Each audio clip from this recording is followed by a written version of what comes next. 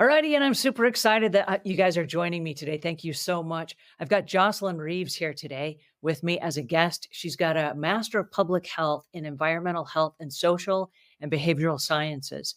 And she's got a practice called Cultivating Confidence Daily. And she's going to help us take a look at why some of the behaviors we have in clutter and hoarding and saving too much stuff could possibly be jeopardizing our confidence, and why sometimes we second guess ourselves and the things that we're doing. Please help me welcome Jocelyn Reeves. Jocelyn, how are you today? I am doing so well, Angela. Thank you for having me.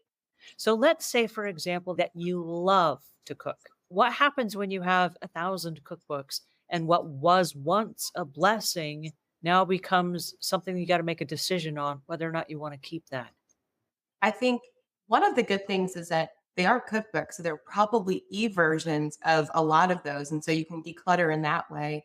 But which are you actually using? I think like prioritizing in terms of what do I actually need? What is bringing me happiness in this moment? Which books am I actively pulling off of the shelves and which are collecting dust? If there are books that just been sitting in the box, I think those are the ones that you could probably purge and do without. But going back to your point, Angela, if you've purchased something like that, and these are collectible items where you are collecting them and they mean something to you, even if they don't have necessarily market value, they're a memento. And so, what do you do with those things? If you have the space to keep them, okay. But if you want to be able to purge them, but you're not sure how to do it or where to start. So I would prioritize one, what do I actually use? If there are cookbooks that you have not used, okay, let's take those. And of those, are there any that have sentimental value? Maybe it was handed to you from your grandmother and in your family. Okay, we can keep those as well. And the rest can go. More than likely, you can look up a lot of these recipes on the internet anyway. And like I said, there are digital versions of these books, so you don't have to take up your physical space in your home to hold on to them. And they can be gifts for other people, or you can donate them. I'm an avid book collector, not cookbooks. I don't cook, but I've collected gobs of books over the years. At one point, I had about 10,000 books in my personal library.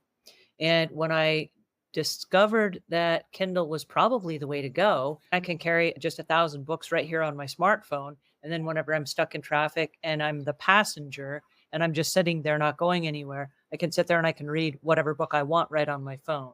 And so instead of me carrying heavy bags of books around, which I did my entire life, I started realizing I don't need all the physical books. Now, I still saved probably about a box of books that were reference books that I couldn't get.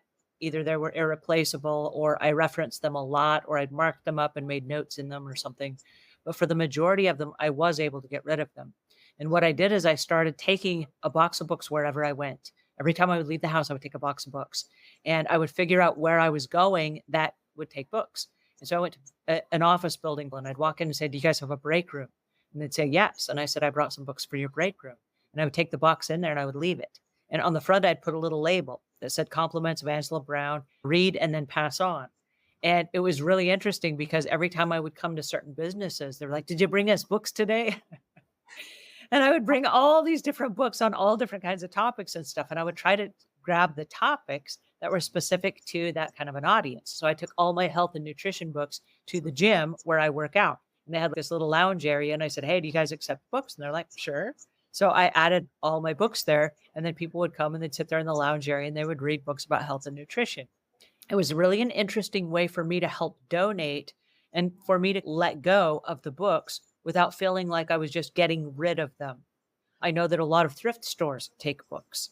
And I know that there are a lot of community clubs that would do stuff like maybe cooking classes or something that would love to have cookbooks where they could give them away as prizes or something. I know that in our business, we have what's called Lousy Prize Monday. And every Monday we give away, we pick a number of 1 to 500, and then you give away a lousy prize. And it can be anything like a cookbook. And I know cookbooks are some that have passed through our group. I don't make sushi, but I had a sushi cookbook. It was a brand new cookbook somebody gave me. And I just don't have the skills to do that. but maybe someone else does. And the person that got it loved the cookbook. So it was perfect for someone else, but it wasn't perfect for me. I love what you're saying. And to kind of piggyback off of that, since you do have so many cookbooks, it's likely that cooking is your thing and your friends and your family know that you love to cook. But the next time you're invited to an outing or an event, a lot of people bring a bottle of wine or something.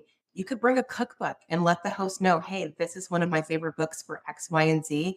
And this is one of my the recipes that I loved using for this book. And it's a great way to distinguish yourself and build your confidence in that way while also purging and doing the work that you need to do to create the space that you want to have. So tell our listeners where they can go to find you. Yes. So for all thing confidence, you can go to cultivatingconfidence.daily.com. That's cultivatingconfidencedaily.com or on Instagram at confidence daily. And if you're looking for a coach to help you make a difference in chipping away at your big, hairy, audacious goals, head over to coachdit.com. That's COACHEDIT.com. Well, thank you so much. I really appreciate our conversation today. I'm going to put that up on the screen there, and then I'm going to also leave the other links in the notes below. And thank you, Jocelyn Reeves, for joining us today. I've learned so much from you, and I appreciate your time and attention.